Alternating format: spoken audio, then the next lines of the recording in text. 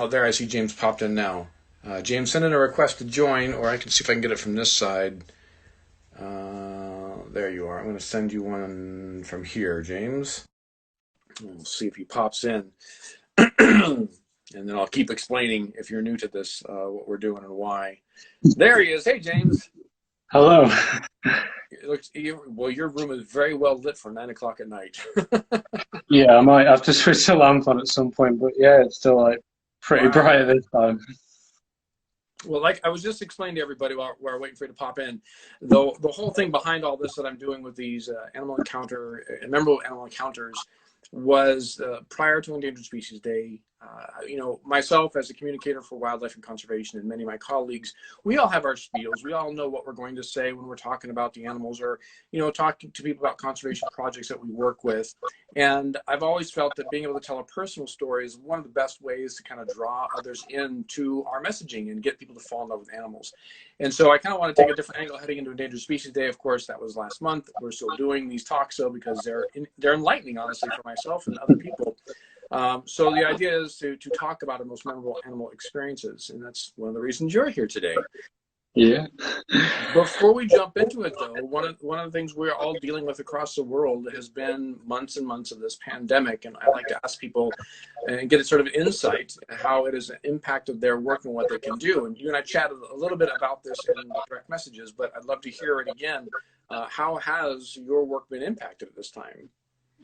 Well, mine personally quite drastically because I've been furloughed for the past 2 and a bit months. So that means obviously I've had to stay at home, not really go anywhere. I've not been able to work because my job is zoo education manager. So I do a lot of the talks, animal experiences and things like that, and teach schools. And obviously we're closed. They don't necessarily need me there.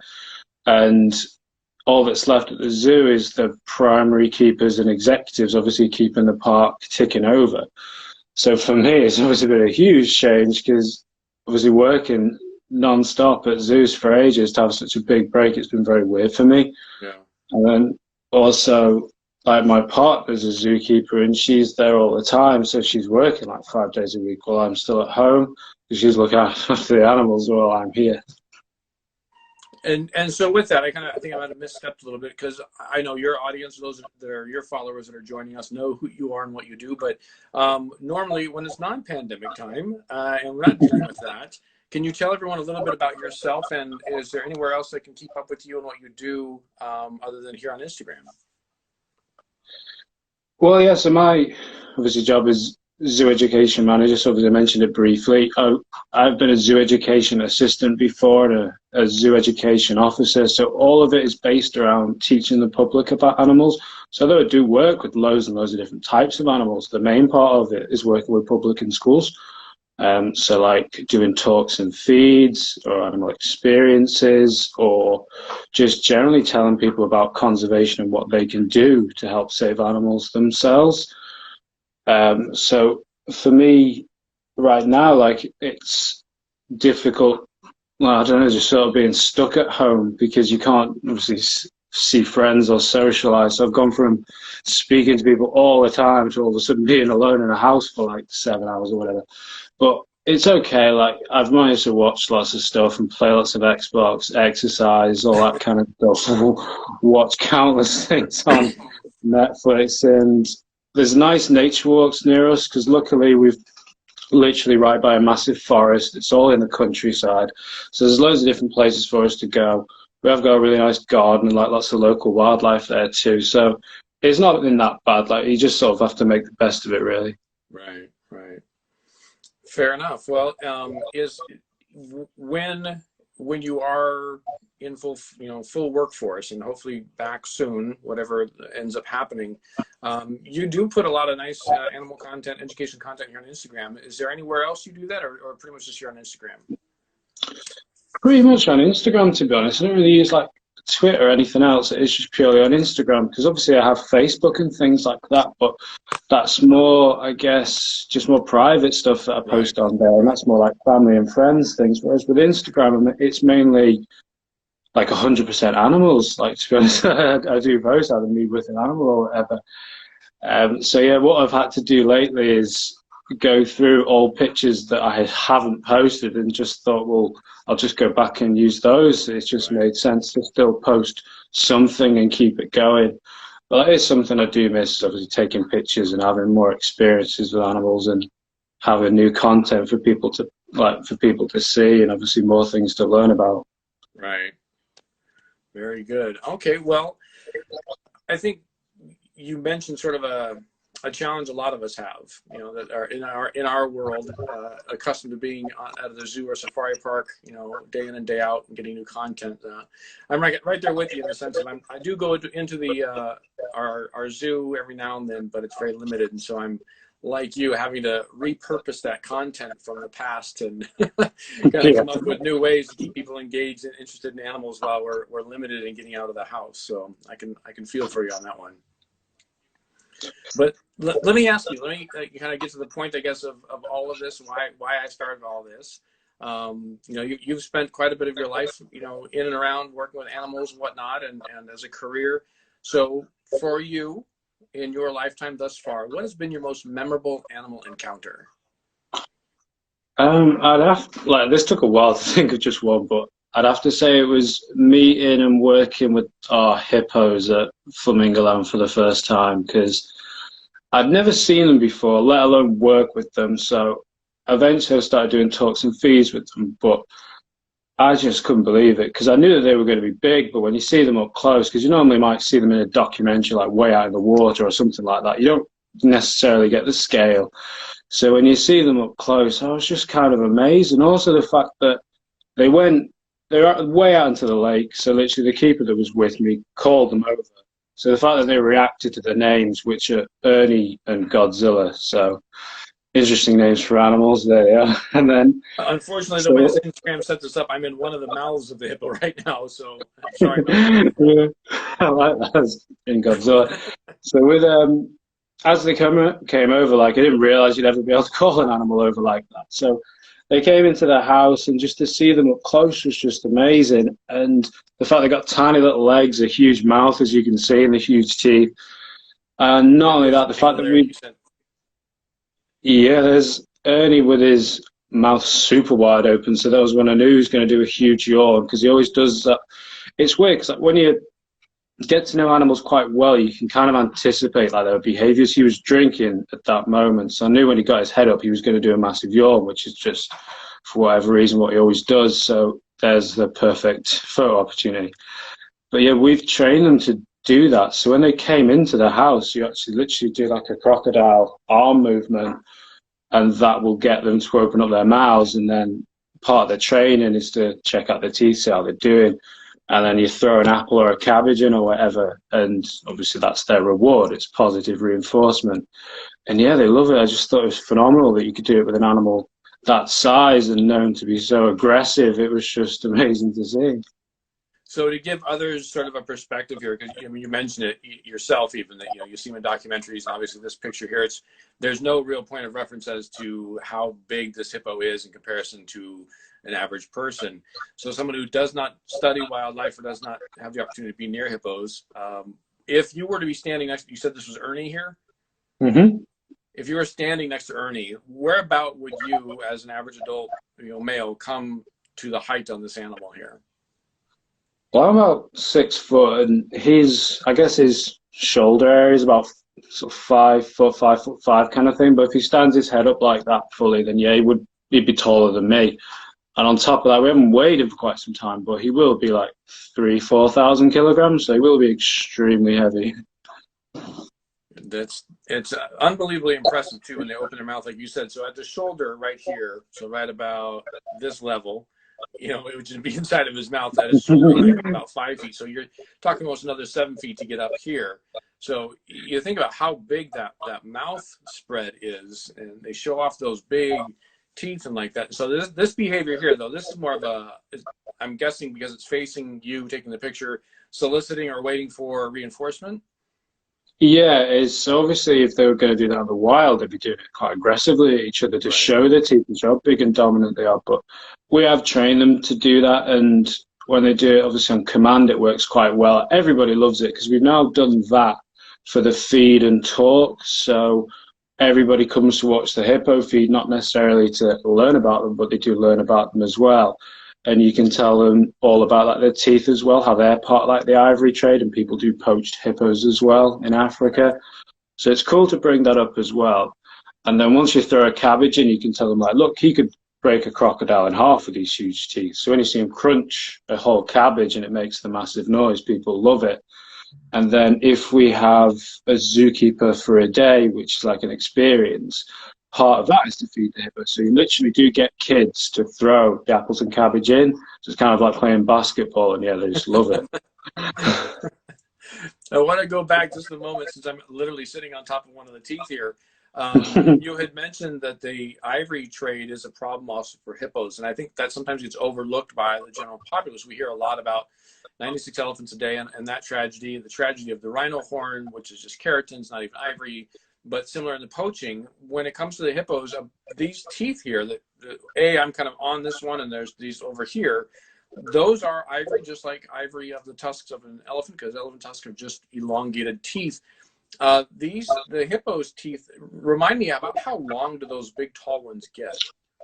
Well, we've got quite a few in our education department, so they're probably not that long. So like it's literally, I think some of them could get over like 6, 7 inches long. So especially the males are of course a lot bigger. But with Godzilla, like she lost one a few years ago, like it just broke off, his teeth naturally do. There was like nothing that really happened. And with Ernie's, like you can see his there, like they're both of them, they're full and massive. So he would use those for like fighting, but yeah, they're made of the same materials, ivory is bone. And as soon as I remember when there was a big ban on ivory hunting and things and stuff like that, hippos started to go, well, poachers targeted them more than elephants at one stage. But yeah, it works so well, like that feed and talk, because you can just both entertain everybody, but then also you can educate them as well. And yeah, it just goes down a storm. However, the hippos are nocturnal and very lazy. So if it's a really warm summer's day and they've got a massive lake, if they're sat way out on the other side of the lake, you can call them all you want. Like sometimes if they don't want to come, they don't. Like they will just sleep. They can be like really stubborn, and people can have a laugh at that too. It is fun. Of course, of course. Now, you're exactly right. It's one of those things where I think that the natural curiosity of people wanting to come and see them being fed is in our opportunity to share that education and share that knowledge. So a good point you bring up there. I want to go back to this picture real quick before we start to wrap up. Big, ginormous, heavy mammals like this, cartoons and movies and shows always make us believe that as they step, it's this big, heavy, lumbering, stomping sound. Your first time being around a hippo on land, were you surprised at how quiet they are when they move, or was it kind of just a given for you? Yeah, it's quite a surprise. Like you'd think you'd be able to hear something like that coming, but no, they just step so lightly. Like even with they've got tiny little legs, but I suppose it's quite wide feet still. And yeah, you can just barely hear them. So yeah, if there's big puddles, then you can hear them sloshing about. But right, yeah, they barely make any noise when they're sort of moving or running around. When they do get into the water, like you'd think it would make a huge splash, but even sometimes they can quite delicately like step into it if they're going into like a bath or something. And then once they're in there, if they do thrash around, then yeah, they can make a lot of noise. I think it's quite funny is they also live quite close to our lions, and obviously lions are notoriously really loud when they roar. Sometimes when our whole pack, pride of lions start roaring, Ernie and the hippos start grunting back at them, and it's quite loud as well. I've heard their calls in the wild when I've been in Africa, and it is impressive. So comparing it to the lion pride going off, are they as loud as lions roaring, or is it more of a deeper, lower tone? Well, I remember reading that hippos is supposedly slightly louder, but I wouldn't say so with ours because Ernie doesn't, because there's only one male, there's only Ernie, so I suppose if there were more, then yeah, he might grunt really, really loud, but no, I don't think it's at the standard of the lions, just because you can hear it when it comes to the lions, when they roar, if you're in the house at the same time as them, like with the fence between you, it like makes the ground shake and the bars rattle and everything. It's mad, like it's deafening. But with the hippos, because they mainly do it out in the lake, and I suppose he's not going to go full on because there's no competition. But yeah, it's still pretty loud. It's got to be impressive. I know it's always impressive when I hear our lions going off. They're nowhere near our hippos, so I've never had that opportunity for the in between, but I'm sure it's quite impressive. Well, I'm gonna go back to me being on screen here instead of the hippos, and I want to ask you then the last question that I love to ask from everybody. And this is for me. I'm going to be completely honest. It's very selfish because it started off more as a curiosity, but now with each of these I've done, I have learned so much and other techniques of reaching out to people and talking to people about conservation. And the question is, or something I often get is, you know, after you're done giving your spiel about conservation and what you can do, for example, to save hippos or what, you know, the troubles hippos are in, you inevitably have someone come up to you or, you know, ask a question in comments here on Instagram or something of that nature, saying, hey, I'm only one person. I don't feel like I can do anything from my home. You being in the UK, me being here in California and in the US, you know, and hippos natively being in Africa, people often ask, well, what can I do to help? I feel kind of helpless. And so kind of I guess my question to you then is, what's your go-to answer? What would you say to someone who clearly wants to help? You've inspired them by what you've done, but they feel a little without navigation on what to do. What would you share with them? Well, I suppose you've got to bear in mind what's going on at the time. So if I was at work now and someone came up with that, I suppose the main issue we have in the UK at the moment is swarms of people going to beaches quite a lot. And with people, obviously, they bring a lot of litter. So what I'd probably suggest is not go when the masses are there, but maybe afterwards and see what people leave behind. And if you took loads of pictures of the litter that everybody leaves there, see how bad it could get if there are masses of people there. And then you've raised awareness if you show that. And then on top of that, if you wanted to go the extra mile, you could clear it up. Because to link it back to our hippos, one of our hippos did actually eat a tennis ball like a while ago. So like you never know where your litter can end up. So that could have been somebody throwing it in, or you know, if it was in the hay or in the grass or something like that. But you literally just dump your litter anywhere. You never know where it could end up. So that would be the key one I think I'd go with now. In terms of ones to do at home, like I mentioned, we've got a nice garden out here. We've put out loads of bird feeders and things. So literally the only wildlife I've seen lately are birds going in there. And on some of the nature walks we've been on, like you can tell there's like badger burrows around and maybe potentially foxes around and deers and things like that. So anything to try and view your own wildlife or help them, like we've built, well, at some stage, like we thought building a pond or maybe a hedgehog house, or like little pathways through our garden for hedgehogs to go through. Just anything little like that. Like it may not seem huge, like you could do something huge like clear a whole beach, but even small things, they make a huge difference. So I think that's where I try and get people enthusiastic about like what they can do. Right, right. No, that's all great stuff. That is, and that's true. I think sometimes we get we get so enamored with these exotic species found in faraway places like Africa or Asia or something like that, that we forget that our own local wildlife really needs our help as well. So I love that. I love the hedgehog house and everything. I mean, that's really like you said, it's like, it doesn't seem like much. It's your little garden. It's your little spot. But if you do that, and maybe 3 or 4 or 5 other neighbors do that, that's an impact. That makes a difference. And so each little bit helps. So I like that. That's very good. Well, James, I can't thank you enough for joining me. Is there anything else you wanted to add, or anywhere people should go to learn more about animals as far as you're concerned? No, like it's a difficult one with us at the moment because I don't know what the situation is like with them in terms of America and opening zoos, but in the UK we're having some like trouble with it because we wanted to open our zoo like fairly soon, and Lowe's did around the country, but at the moment as it stands we've just been told that we can't. There's not like a date that we can work towards. Like what's the situation like that in America? Kind of the same.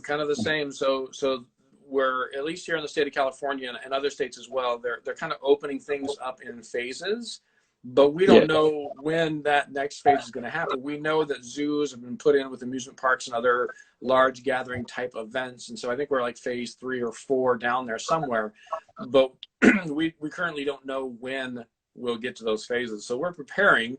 We're doing everything we can to be ready. So if we're told suddenly you can open, that we'll be ready to welcome our guests. Of course, there'll be some challenges and some limitations with social distancing and everything else, but we're still kind of waiting. We're just kind of, yeah, kind of Yeah. like, we don't have a hard date yet, so we don't know, but we're hopeful. So we'll wait and see. Yeah, as I said, we're all in the same boat by the sounds of it. Yeah, yeah. Well, I gotta say, thanks so much for taking the time. I know it's late at night where you are, so I appreciate you staying up and allowing me to pick your brain a little bit and share your information with my audience. And I will post this later on Instagram TV too, so it can be shared out. But for now, I'll say thank you. I'll sign you off, and then I'll sign off myself here in a little bit. But thanks, James, and please stay healthy, take care. And I know it's tough when you're locked inside all day with you used to being able to talk to people. So do what you got to do for some self-care, man, and stay healthy. All right. Yeah, cheers. Thanks a lot for talking to me. Yeah. Take care. Bye-bye. All right. Well, that was pretty fun. I have never met James before, and you know, it's kind of interesting to think that a lot of the stuff we're dealing with when it comes to animal care and wildlife education is not that different over there in the UK and everywhere else. So I want to thank everybody for taking the time to join us today for our 1 o'clock live. Like I mentioned to James, I will be putting this on Instagram TV a little bit later, usually in a few hours, and you can share it out or see it there. If you ask any questions in the feed here, it doesn't transfer to IGTV when it gets saved there. And because James and I and other people I go on live with, we're having a conversation. It gets a little disjointed when we jump into the questions down below. Jungle Jordan and I will do that Thursday night, though we like to interact more with the comments as they're coming in. But if you did ask a question, please feel free, when you see this posted Instagram TV, feel free to leave something in the comments. I always circle back and try to answer those. Sometimes a couple of days late, but I always try to have that engagement, make sure we're answering the questions you might have. So with that, I want to echo James's idea of the best things you can do for conservation. Again, because this started with Endangered Species Day and talking about endangered species and conservation, and that's where my heart is. You know, sometimes we lose sight of the importance of just getting outside in our own backyard or front yard or patio or park or whatever it may be. I know it's been challenging with the current pandemic, and I know it's challenging for a lot of other folks depending upon your personal situation. And if you can't get outside, then the other option too that seems like maybe not much, but is actually a big deal. Find these conservation sites, educate yourself on what's going on, find their social media, amplify what they're saying, get involved with that conservation conversation, because it does make a difference. Education has been proven time and time again to have a huge impact on wildlife conservation as others learn more about how their actions impact the world around them. So that said, I hope you are well. I hope you're staying safe, and hopefully we'll all get through this eventually and be able to get outside, enjoy what's outside, and able to enjoy our zoos as well. So let's see, tomorrow's Thursday. So Jungle Jordan and I will be doing our Thursday night thing, 7 o'clock Pacific time. And the following day, I'll have another 1 o'clock live for you guys. So hope you're all well. And yeah, I'll just leave my usual. Take care, everybody.